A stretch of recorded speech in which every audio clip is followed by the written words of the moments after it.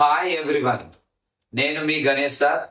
Welcome to SSV coaching centre. Last year మనకి polytechnic entrance exam ఏదైతే జరిగిందో మనకి 2023 సంవత్సరంలో ఆ ఎగ్జామ్ పేపర్ లో మన మ్యాథ్స్ క్వశ్చన్స్ వచ్చేసి మనకి 50 క్వశ్చన్స్ ఉంటాయి, 50 మార్కులు ఉంటాయి. అవి మీరు 10th క్లాస్ పబ్లిక్ లో చదివిన విధంగా ప్రాసెస్ విధానంలో కాకపోకుండా within fraction of second లో షార్ట్ కట్స్ ఏ విధంగా చేయాలి, షార్ట్ కట్స్ అండ్ ట్రిక్స్ ఏ విధంగా ఉపయోగించాలి, రాబోయే పాలిటెక్నిక్ ఎంట్రన్స్ ఎగ్జామ్ లో అవి మీకు ఏ విధంగా ఉపయోగపడతాయి. నీ టార్గెట్ పాలిటెక్నిక్ ఎంట్రన్స్ ఎగ్జామ్ అయితే మన వీడియో చూడడం ద్వారా నీకు ఎన్ని విధాలుగా ఉపయోగపడుతుంది అనేది ఇప్పుడు చూద్దాం.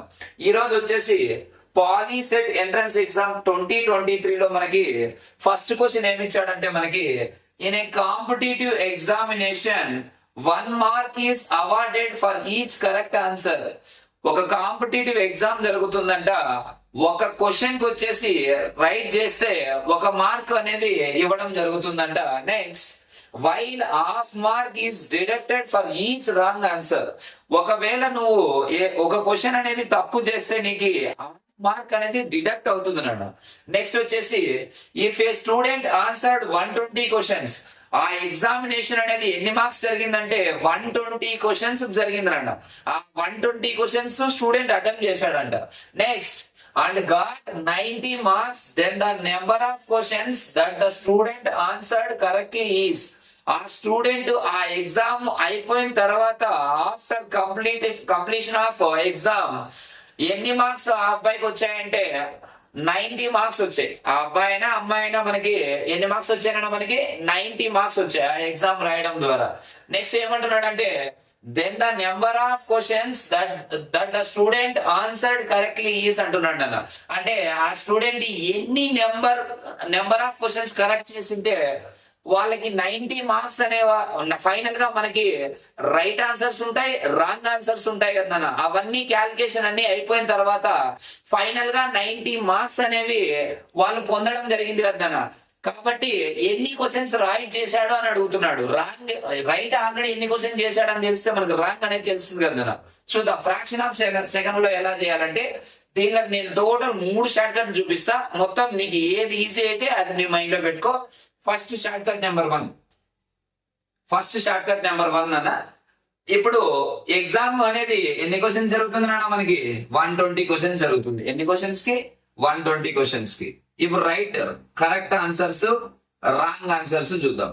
కరెక్ట్ ఆన్సర్స్ వచ్చేసి టోటల్ 120 క్వశ్చన్స్ కు నువ్వు రైట్ చేస్తే టోటల్ 120 కి 120 కరెక్ట్ చేస్తే నువ్వు ఒక్కొక్క మార్క్, ఒక్కొక్క క్వశ్చన్ కి 1 మార్క్ చొప్పున, 1 క్వశ్చన్ కి ఈచ్ 1 మార్క్ చొప్పున నీకు ఎన్ని మార్క్స్ వస్తాయన్న టోటల్ 120 మార్క్స్ వస్తాయి.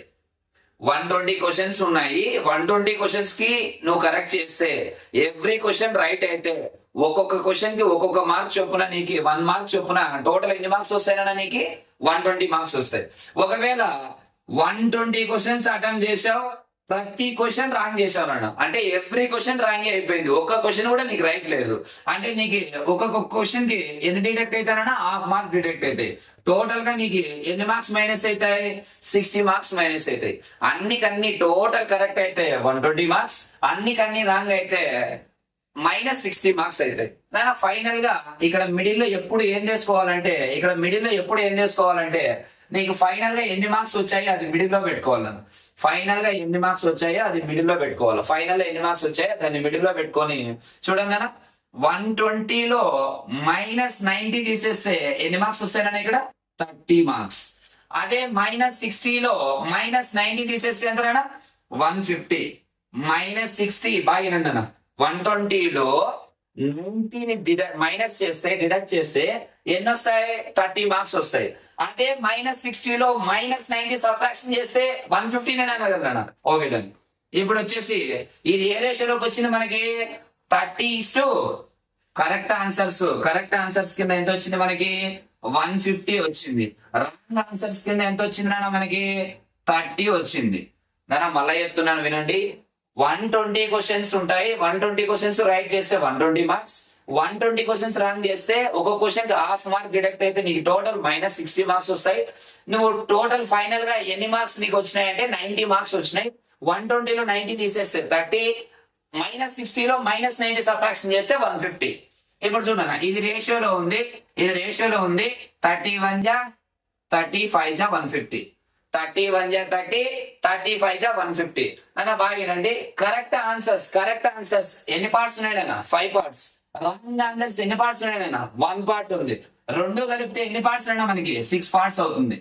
రెండు కలిపితే ఎన్ని పార్ట్స్ అవుతుంది?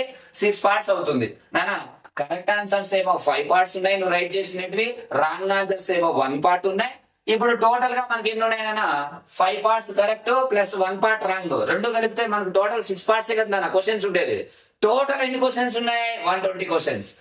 5 పార్ట్స్ ఏమో రైట్ చేసి కరెక్ట్ చేసినావు, 1 పార్ట్ ఏమో రాంగ్ చేసినావు. కాబట్టి 2 పార్ట్స్ సమ్ చేస్తే ఎన్ని పార్ట్స్ వస్తుంది? 6 పార్ట్స్ వస్తుంది. ఈ 6 పార్ట్స్ వాల్యూ ఎంత? 120 క్వశ్చన్స్. ఈ 6 పార్ట్స్ వాల్యూ ఎంత? 120 క్వశ్చన్. 6 ని 120 కావాలంటే ఇంటూ 20 నేనా? ఇంటూ 20 నా? 6 ఇంటూ 20 120 నేనా? ఇప్పుడు రేషియోలో ఒక సమ్ముని ఏమిటితో అయితే ఇంటూ చేసినామో ఇక్కడ రేషియోస్ ను కూడా అదే నెంబర్ తో ఇంటూ చేయాలి నానా. ఇంటూ 20 చేస్తే 5 ఇంటూ 20 100, 1 ఇంటూ 20 వచ్చేసి 20. అంటే కరెక్ట్ ఆన్సర్స్ ఎన్ని ఉన్నాయి నాన్న? 100 క్వశ్చన్స్ చేసావు. రాంగ్ ఆన్సర్స్ ఎన్ని ఉన్నాయి? 20 క్వశ్చన్స్ చేసావు. వాడు ఏమడిగాడు?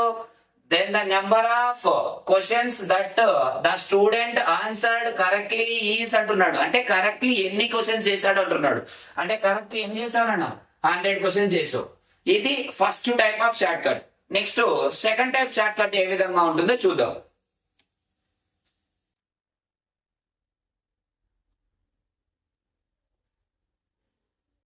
ఓకే నాన్న, షార్ట్ కట్ నెంబర్ 2 చూద్దాం. షార్ట్ కట్ నెంబర్ 1 కంప్లీట్ అయిపోయింది. షార్ట్ కట్ నెంబర్ 2 ఏ విధంగా చేయాలంటే చూడండి నాన్న, ఇది దానికన్నా ఇంకా ఈజీగా ఉంటుంది. టోటల్ వచ్చేసి మనకి ఎన్ని మార్క్స్ వచ్చాయన్నా? Final result, final after completion of exam final మనకి ఎన్ని మార్క్స్ వచ్చాయన్నా? మనకి 90 మార్క్స్ వచ్చాయి. అది రాసుకోవాలి ఫస్ట్. 90 మార్క్స్ వచ్చాయి. తర్వాత వచ్చేసి మైనస్ నాన్న. మైనస్ తర్వాత ఏం రాయాలంటే నాన్న, టోటల్ ఎన్ని క్వశ్చన్స్ ఉన్నాయన్నా? మనకి 120 క్వశ్చన్స్ ఉన్నాయి. ఒక్కొక్క క్వశ్చన్ కి ఎవ్రీ క్వశ్చన్ ప్రతి టోటల్ 120 క్వశ్చన్స్ నువ్వు రాంగ్ చేస్తే ఎవ్రీ క్వశ్చన్ కి ఎన్ని మార్క్స్ డిడక్ట్ అవుతారన్నా? హాఫ్ మార్క్ చొప్పున టోటల్ ఎన్ని మార్క్స్ డిడక్ట్ అవుతారన్నా? టోటల్ -60 వస్తాయి. ఆ -60 ఇలా రాసుకోనా. నెక్స్ట్ వచ్చేసి కింద ఏం రాయాలంటే మనకి ఎగ్జామ్ లో ఎన్ని క్వశ్చన్స్ ఉంటే అన్ని క్వశ్చన్స్ కు మనం రైట్ చేస్తే ఒక్కొక్క క్వశ్చన్ కి ఎంత ఇస్తామంటారన్నా? 1 మార్క్. ఒక్కొక్క క్వశ్చన్ కి ఎన్ని మార్క్స్ వస్తాయి? మనకి 1 మార్క్. నెక్స్ట్ వచ్చేసి మైనస్. నెక్స్ట్ ఉన్నానా, నెక్స్ట్ మనము ఎవ్రీ క్వశ్చన్ రాంగ్ చేస్తే మనకి ఎన్ని మార్క్స్ డిడక్ట్ అవుతాయన్నా? -1/2 అంతేనా. ఇది రాసుకోవడం వస్తే చాలు. టోటల్ నీకు 90 మార్క్స్ వచ్చినాయి. మైనస్ అన్ని మార్క్స్ రాంగ్ చేస్తే -60, ఒక్కొక్క క్వశ్చన్ కి రైట్ ఆన్సర్ చేస్తే 1 మార్క్, మైనస్ టోటల్ క్వశ్చన్స్ కి మామూలుగా ఒక్కొక్క క్వశ్చన్ కి రాంగ్ చేస్తే ఎన్ని వస్తాయన్నా? మనకి -1/2 మార్క్ డిడక్ట్ అవుతుంది.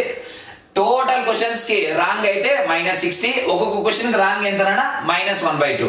నీకు ఎన్ని మార్క్స్ వచ్చాయి? 90 మార్క్స్ వచ్చాయి. నీకు ఒక్కొక్క క్వశ్చన్ కి ఎన్ని మార్క్స్ ఇస్తామన్నారు? 1 మార్క్ రైట్ చేయి. రైట్ అయితే 1 మార్క్ ఇస్తామన్నారు. నా వినండి అన్న, 90 ఉంది, -60 బై చూడండి అన్న 1 ఉంది, ప్లస్ అవుతుంది, +1/2. 90 + 60 ఎంతనా? 150. బైలో ఏముందన్నా? ఇది మిక్స్డ్ ఫ్రాక్షన్ లో ఉంది, నార్మల్ ఫ్రాక్షన్ లోకి తీసుకొచ్చుకోవాలి. నార్మల్ ఫ్రాక్షన్ ఏ విధంగా చేయాలో చూడండి అన్న. 2 1 జా 2, 2 + 1 ఎంతనా? 3, 3/2. ఇక్కడ 150 అలాగే ఉంటుంది. కింద డినామినేటర్ లో ఫ్రాక్షన్ లో ఉందనుకోండి, అది పైకి వస్తే మనకి ఏమవుతుందంటే ఇంటూ అయ్యి రివర్స్ అవుతుంది అన్న, రెసిప్రోకల్ అవుతుంది, రివర్స్ అవుతుంది అన్న. అంటే మనకి 3/2 కాస్త ఏమైతుందన్న? మనకి 2/3 అవుతుంది. 3/2 కాస్త ఏమవుతుంది? మనకి 3/2 అవుతుంది. ఇప్పుడు క్యాన్సిల్ చేయండి అన్న. 3 టేబుల్లో 3 5 జా 15.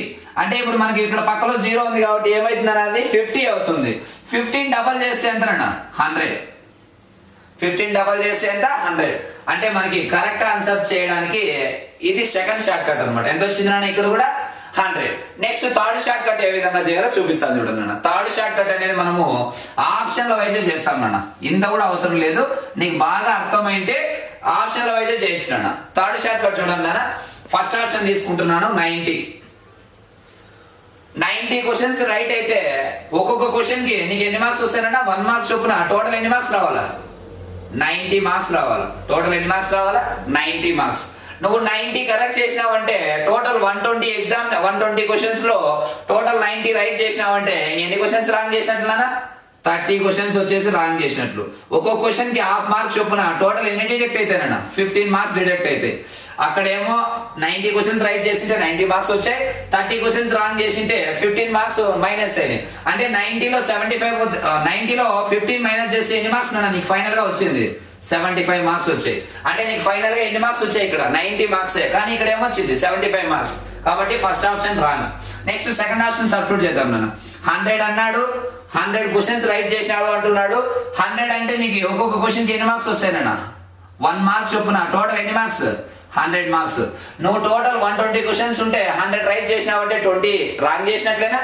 20 క్వశ్చన్స్ రాంగ్ ఒక్కొక్క క్వశ్చన్ కి హాఫ్ మార్క్ చొప్పున వచ్చేసి మనకి 20లో హాఫ్ అంటే ఎంత -10 మార్క్స్ మైనస్ అయితే టోటల్ 100 క్వశ్చన్స్ రైట్ చేస్తే 100 మార్క్స్ వచ్చాయి రిమైనింగ్ 20 క్వశ్చన్స్ రాంగ్ చేశావు కాబట్టి ఒక్కొక్క క్వశ్చన్ కి హాఫ్ మార్క్స్ చొప్పున 10 మార్క్స్ మైనస్ అయ్యాయి 100 లో -10 పోతే టోటల్ ఫైనల్ ఎన్ని మార్క్స్ నీకు వచ్చింది 90 మార్క్స్ ఇక్కడ కూడా 90 మార్క్స్ నీకు ఫైనల్ గా వచ్చింది కాబట్టి ఇది మనకు సాటిస్ఫై అయింది కాబట్టి option B is correct answer 100 marks 100 questions అనేది నువ్వు రైట్ చేసినావు ఫైనల్ గా 20 క్వశ్చన్స్ అనేది రాంగ్ అయినాయి రాంగ్ క్వశ్చన్స్ నీకు ఏం ఎక్కడ అడగడం లేదు ఓన్లీ రైట్ క్వశ్చన్స్ ఎన్ని అని అడుగుతున్నాడు ఓకే మనకి సెకండ్ క్వశ్చన్ ఏమి ఇచ్చాడంటే నాన్న if 1 root of the quadratic equation a into b minus c x square plus b into c minus a x plus c into a minus b equal to 0 ఒక quadratic equation ఇచ్చి మనకి ఒక root ఇచ్చినాడన్న 1 root of the quadratic equation ఎంత అవుతుందంటారా 1 అంటున్నాడు next then the other root is అని అనుకోమంటున్నాడు ఈ క్వశ్చన్ ఎంత ఈజీ అంటే అంత ఈజీ నాన్న మనకి ఈ క్వశ్చన్ వచ్చేసి జస్ట్ 5 సెకండ్స్ కూడా పట్టదు ఈ క్వశ్చన్ ఆన్సర్ చేయడానికి మనకి క్వాడ్రాటిక్ ఈక్వేషన్ అనేది ఏ ఫామ్ లో ఉంటుంది నాన్న ax square plus bx plus c equal to 0 ఈ ఫామ్ లోనేనా ఉండేది మనము టెక్స్ట్ బుక్ లో ఆల్రెడీ మనం 10th క్లాస్ పబ్లిక్ లో చదివాం ఆల్రెడీ ఏం చదివామంటే product of the roots product of the quadratic equation product of the roots quadratic equation product of the roots product of the roots product of the roots నాన్న any quadratic equation మనకి ఎన్ని zeros ఉంటాయంటే 2 zeros ఉంటాయి అది 1 వచ్చేసి మనం alpha అనుకుంటాం second one వచ్చేసి బీటా అనుకుంటాం మనకు ప్రోడక్ట్ ఆఫ్ ది రూట్స్ అంటే ఆల్ఫా ఇంటూ బీటా ఏమైతుందన్న మనకి సి బై ఏ ఏమవుతుంది మనకి c by a product of the roots ఎంతనా ఆల్ఫా ఇంటూ బీటా ఏమవుతుందన్న మనకి సి బై ఏ ఇప్పుడు ఆల్ఫా వాల్యూ 1 రూట్ తెలిసినా మనకి ఆల్రెడీ 1 రూట్ మనకి ఏమి ఇచ్చాడంటే వాడు ఆల్ఫా వాల్యూ 1 అని ఇచ్చాడు బీటా వాల్యూ తెలియదు కాబట్టి మనము x అనుకుందాం బీటా వాల్యూ తెలియదు కాబట్టి x అనుకుందాం ఇప్పుడు product of the roots alpha value ఎంత ఉందన్న 1 ఉంది బీటా వాల్యూ ఎంత ఉందన్న x ఉంది 1 into x ఎంత అవుతుందన్న మనకి x equal to product of the roots 1 into x ఎంత అవుతుందన్న మనకి x అవుతుంది product of the roots ఎంత అన్న మనకి c by a ఈ ఈక్వేషన్ మనకి క్వాడ్రాటిక్ ఈక్వేషన్ ఫామ్ లో ఉందా ax square plus bx plus c form లో ఉందన్న మనకి c by a కాబట్టి c కాన్స్టెంట్ టర్మ్ ఏముందన్న మనకి ఇక్కడ c into a minus b by a value ఏముందన్న ఏ వాల్యూ ఏముంది ax స్క్వేర్ కదా మనం క్వాడ్రాటిక్ ఈక్వేషన్ కదా ఏ వాల్యూ ఏముందన్న ఇక్కడ a into b minus c ఒక రూట్ వాడే ఇచ్చినాడు 1 అని అనదర్ రూట్ మనం x అనుకున్నాం అంటే మనం x వాల్యూ కనుక్కోవాలా 1 into x ఎంత అవుతుందన్న x వాల్యూ ఏమైతుందన్న c by a కాబట్టి ఈ ఆప్షన్ ఎక్కడ ఉందో చెక్ చేయండి అన్న ఈ ఆప్షన్ ఇక్కడ ఉంది చూడండి అన్న c into a minus b by a into b minus c ఇక్కడే ఉంది చూడండి అన్న మళ్ళీ చెప్తున్నావేండి చాలా అంటే చాలా ఈజీ జస్ట్ 5 సెకండ్స్ కూడా పడుతుంది దీనికి ఆన్సర్ చేయడానికి క్వాడ్రాటిక్ ఈక్వేషన్ ఇచ్చినాడు ఒకటి రూట్ ఇచ్చినాడు అనదర్ రూట్ కనుక్కోమంటున్నాడు ఒక రూట్ ఆల్ఫా ఏమైతుందన్న మనకి 1 అనదర్ రూట్ ఏమైతుంది బీటా తెలియదు కాబట్టి x అనుకుంటున్నా మనకి ప్రోడక్ట్ ఆఫ్ రూట్స్ ఏమైతుందన్న ఆల్ఫా ఇంటూ బీటా అంటే దాని వాల్యూ ఎంత c by a alpha value ఎంత 1 బీటా వాల్యూ ఎంత x 1 into x ఎంత అవుతుందన్న x is equal to c by a ఇక్కడ మనకి ax square plus bx plus c form లో ఉంది కదా అంటే c వాల్యూ ఏముందన్న c into a minus b by a value ఏముందన్న a into b minus c answer ఏమవుతుంది మనకి ఆన్సర్ డి. ఓకేనా మనకి థర్డ్ క్వశ్చన్ ఏమి ఇచ్చాడంటే if the sum and product of the roots of the quadratic equation kx square plus 6x plus 4k equal to 0 are equal అన్నాడు అంటే నాన్న మనకి sum of the roots product of the roots equal అంటున్నాడు. మనకి ఇది equation ఇచ్చినాడన్న మనకి ఏమి ఇచ్చినాడంటే kx square plus 6x plus 4k equal to 0 ఇచ్చాడు అన్న. ఇది క్వాడ్రాటిక్ ఈక్వేషన్ అయితే మనకి ఏ ఫామ్ లో ఉంటుంది అన్న ax square plus bx plus c equal to 0 form లో ఉంటుంది. వాడు ఏమంటున్నాడు అంటే మనకి sum of the zeros product of the zeros are equal అంటున్నాడు. నాన్న సమ్ ఆఫ్ ది జీరోస్ అంటే ఆల్ఫా ప్లస్ బీటానేనా. Next are equal to product of the roots అంటే ఆల్ఫా బీటానేనా. ఇప్పుడు sum of the roots equal to product of the roots అంటున్నాడు. Sum of the roots equal to product of the roots. Some of the roots any quadratic equation minus b by a equal to product of the roots any quadratic equation c by a. Sum of the roots minus b by a product of the roots c by a నానా is equal to LHS RHS ఉన్నప్పుడు by లో ఏమైతే ఉంటాయో అవి direct cancel చేసుకోవచ్చు అన్న. a get cancel మనకి ఏం మిగిలాయి minus b equal to c మిగిలిందన్న. Minus b equal to c. ఇప్పుడు నానా వినండి మైనస్ బి ఇప్పుడు మనకి బి ప్లేస్ లో ఏముందంట 6 ఉంది minus 6 equal to minus 6 equal to మనకు సి వాల్యూ ఏముందంట 4 ఉంది. సి వాల్యూ ఏముంది 4 ఉంది. ఇప్పుడు వచ్చేసి మనకి ఏం కావాలంటున్నాడు కే వాల్యూ కనుక్కోమంటున్నాడు. కే వాల్యూ నానా సారీ సి వాల్యూ వచ్చేసి మనకి 4k కదా ఉండేది. సి వాల్యూ ఏముంది మనకి 4k ఉంది. Okay done. ఇప్పుడు then find then the value of k అని అడుగుతున్నాడు అన్న. ఇప్పుడు k వాల్యూ మాత్రం ఫైండ్ అవుట్ చేయాలి.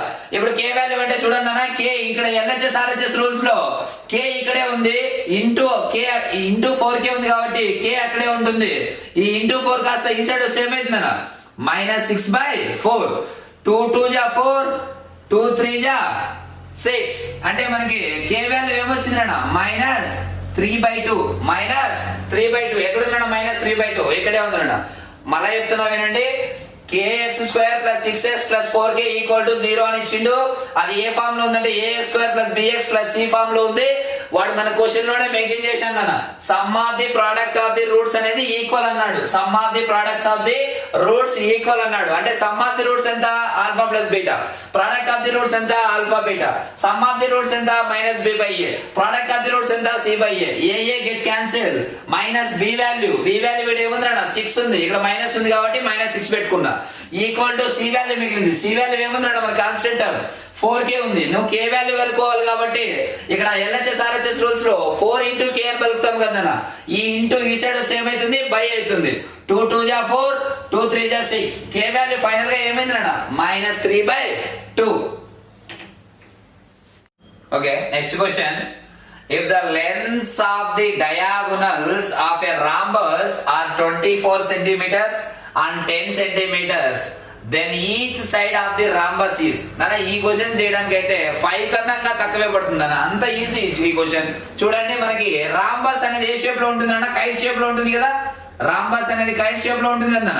కైట్ షేప్ లో ఉంటుంది రాంబస్. మనకి రాంబస్ గీస్తున్నాను. డయాగోనల్స్ అంటున్నాడు. డయాగోనల్స్ 2 వర్టిసెస్ ని మనము 2 వర్టిసెస్ గీసిన దాన్ని మనం ఏమంటామంటే డయాగోనల్ అంటాం నాన్న. డయాగోనల్ అంటాం. డయాగోనల్ ఇదొక డయాగోనల్ ఇదొక డయాగోనల్. ఒక డయాగోనల్ వచ్చేసి 24 సెంటీమీటర్స్ అని అంటారు. 24 అంటే మనకి టోటల్ లెంత్ 24 అంటే మనకి ఇక్కడ బైసెక్ట్ అయినాయి కదా. ఇక్కడ మనకి బైసెక్ట్ అంటే సారీ ఇంటర్సెక్ట్ అయినాయి కదా. మనకి ఇక్కడ ఇంటర్సెక్ట్ అయినాయి కాబట్టి మనకి వచ్చేసి టోటల్ లెంత్ 24 సెంటీమీటర్స్ అయితే ఇక్కడ 12 సెంటీమీటర్స్ ఉంటుంది.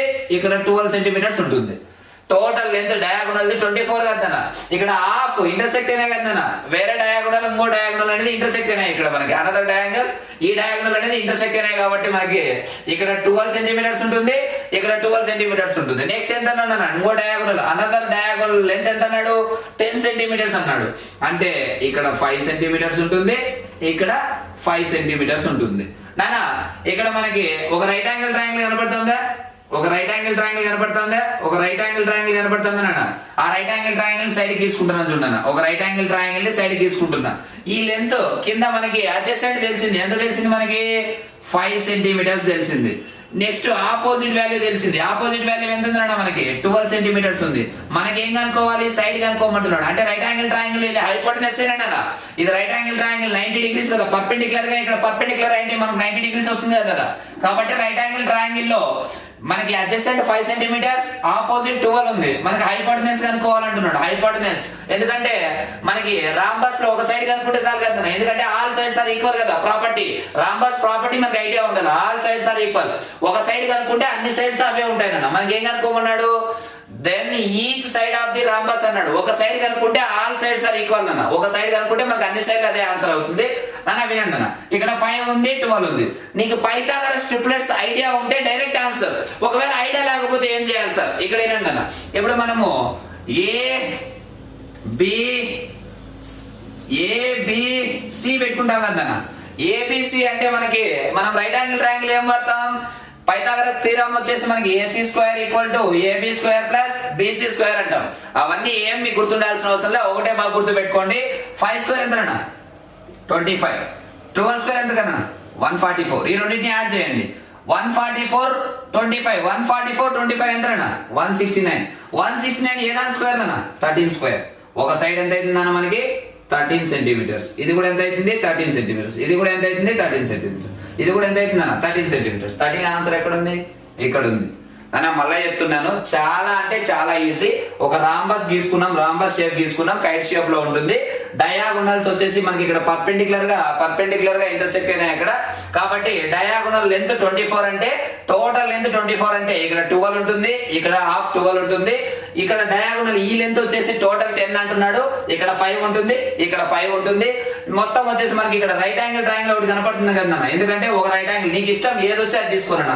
ఈ రైట్ యాంగిల్ ట్రయాంగిల్ తీసుకున్నా అదే ఆన్సర్ వస్తుంది. ఈ రైట్ యాంగిల్ ట్రయాంగిల్ తీసుకున్నా కూడా మనకి 12 5 ఉంది, హైపోటెనస్ కనుక్కోవాలి. కాబట్టి నేను ఈ రైట్ యాంగిల్ ట్రయాంగిల్ తీసుకున్నా. ఈ రైట్ యాంగిల్ ట్రయాంగిల్ లో ఆపోజిట్ ఏముంది అన్న 12 ఉంది, అడ్జసెంట్ ఏముంది 5 ఉంది. నీకు ఏం కావాలా, హైపోటెనస్ కావాలా. హైపోటెనస్ కావాలంటే ఏం చేయాలా, పైథాగరస్ థీరం ఏం అప్లై చేయాల్సిన అవసరం లేదు, జస్ట్ నీకు ఐడియా ఉంటే చాలు అన్న. ఇప్పుడు చూడన్న 12² ఎంత 144, 5² ఎంత 25, 25 + 144 ఎంత అన్న 169.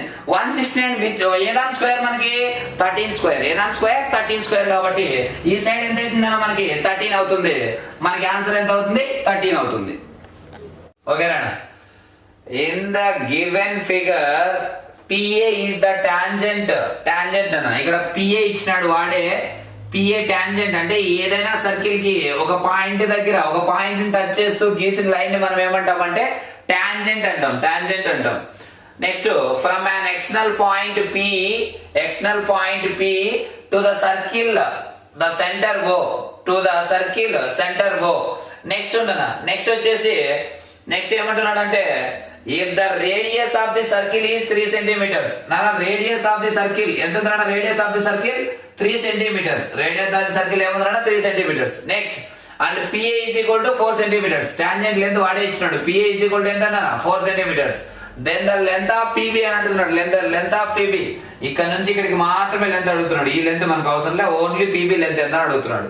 నాన్న వినండి అన్న, ఇక్కడ నీకు సర్కిల్ కంటే సర్కిల్ తో పాటు నీకు ఏం కనిపిస్తుంది అన్న, మనకి ట్రయాంగిల్ కనిపిస్తుంది కదా.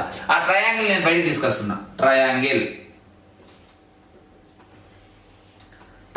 తీసుకుంటే నాన్న ఇది 3 అంటే 3 సెంటీమీటర్, ఇది 4 సెంటీమీటర్ అంటే నాన్న మనకు ఏదైనా ఒక ట్రయాంగిల్ ఫామ్ కావాలంటే, రైట్ యాంగిల్ ట్రయాంగిల్ ఫామ్ కావాలంటే మనకి ఇది పైథాగరస్ ట్రిప్లెట్స్ అవసరం నాన్న. పైథాగరస్ ట్రిప్లెట్స్ నాన్న. పైథాగరస్ ట్రిప్లెట్స్ అంటే ఇంతవరకే చెప్పిన 5 12 13 వచ్చాయి కదా నాన్న. అలాగే 3 4 5 వస్తుంది పైథాగరస్ ట్రిప్లెట్స్. కాల్సిందే చూసుకోరన్న. 3² ఎంత 9, 4² ఎంత అన్న 16, 9 + 16 ఎంత అన్న 25, 25 ఏదాని స్క్వేర్ 5 వస్తుంది అన్న సైడ్. 3 4 5 అనేది మనకి పైథాగరస్ ట్రిప్లెట్స్. అంటే ఈ సైడ్ కింద ఉండేదంతా మనకి మొత్తం ఎంత అవుతుంది అన్న 5 సెంటీమీటర్స్ అవుతుంది. మొత్తం టోటల్ వచ్చేసి 5 సెంటీమీటర్స్ అవుతుంది. ఇక్కడ నుంచి ఇక్కడికి ఆల్రెడీ రేడియస్ కదనా, సర్కిల్ లో రేడియసే కదనా, ఇక్కడ నుంచి ఇక్కడ గీసిన రేడియసే, ఇక్కడ నుంచి ఇక్కడ గీసిన రేడియసే, ఇక్కడ నుంచి ఇక్కడ గీసిన రేడియసే అవుతుంది. కాబట్టి ఇది 3 సెంటీమీటర్స్ అంటే ఇక్కడ వరకు మనకి రేడియస్ ఎంత ఉందన్న 3 సెంటీమీటర్స్ ఉంటుంది. టోటల్ లెంత్ వచ్చేసి సైడ్ కింద వచ్చేసి మనకి బేస్ వచ్చేసి ట్రయాంగిల్ బేస్ వచ్చేసి 5 సెంటీమీటర్స్ అయితే ఇక్కడ నుంచి ఇక్కడికి 3 సెంటీమీటర్స్ అయితే ఈ పీబీ ఎంత ఉంటుంది అన్న 2 సెంటీమీటర్స్. అప్పుడే కదా ఇప్పుడు OB plus PB equal to ఓపీనే కదా, OB plus PB equal to OP. OP ఎంత ఉంది అన్న 3 సెంటీమీటర్స్ ఉంది, పీబీ ఎంత ఉంది అన్న 2 సెంటీమీటర్స్ ఉంది, ఈక్వల్ టు ఓపీ. బేస్ వచ్చేసి మనకి 5 సెంటీమీటర్స్ కదన్నా వచ్చింది చూడండి. అంటే ఇక్కడ నుంచి ఇక్కడికి 3 సెంటీమీటర్స్ ఉంది, ఈ పీబీ లెంత్ ఎంత అన్న 2 సెంటీమీటర్స్. 2 సెంటీమీటర్స్ నాన్న మళ్ళీ చెప్తున్నా వినండి. ఒక సర్కిల్ ఇచ్చినాడు, దాని రేడియస్ ఇచ్చినాడు, టాంజెంట్ లెంత్ ఎంత ఇచ్చినాడు, పీబీ ఎంత అని కనుక్కోమంటున్నాడు. ఇప్పుడు ఒక ట్రయాంగిల్ కనపడుతుంది కదా, ఒక ట్రయాంగిల్, ఆ ట్రయాంగిల్ ని సైడ్ తీసుకెళ్ళినా. ఇది వచ్చేసి 3 ఉంది, ఇది వచ్చేసి 4 ఉంది. ఈ సైడ్ వచ్చేసి కింద సైడ్ ఎంత అంటే బేస్ సైడ్ ఎంత అని కనుక్కోమంటున్నాడు. నాన్న మనకి ఒక ట్రయాంగిల్ ఫామ్ కావాలంటే పైథాగరస్ ట్రిప్లెట్స్ సైడ్స్ ఉంటేనే మనకి ట్రయాంగిల్ ఫామ్ అవుతుంది అన్న. కాబట్టి 3 స్క్వేర్ ఎంత 9, 4 స్క్వేర్ ఎంత 16, 9 ప్లస్ 16 ఎంత 25. 25 అనేది ఏ దాని స్క్వేర్ 5 స్క్వేర్ కాబట్టి 3, 4, 5 అనేది పైథాగరస్ ట్రిప్లెట్స్. మనకి సైడ్ లో ఎంత వస్తుంది టోటల్ లెంత్ 5 సెంటీమీటర్స్. ఆల్రెడీ మనకి ఇక్కడ రేడియస్ గీసినాడు, ఇక్కడ నుంచి ఇక్కడికి 3 సెంటీమీటర్స్ అంటే ఇక్కడ నుంచి ఇక్కడ కూడా ఎంత అవుతుంది 3 సెంటీమీటర్స్ అవుతుంది. టోటల్ లెంత్ 5 సెంటీమీటర్స్ అంటే ఇక్కడికి 3 సెంటీమీటర్స్ పోతే ఈ పీపీ లెంత్ ఎంత 2 సెంటీమీటర్స్. ఫైనల్ ఆన్సర్ ఎంత 2 సెంటీమీటర్స్.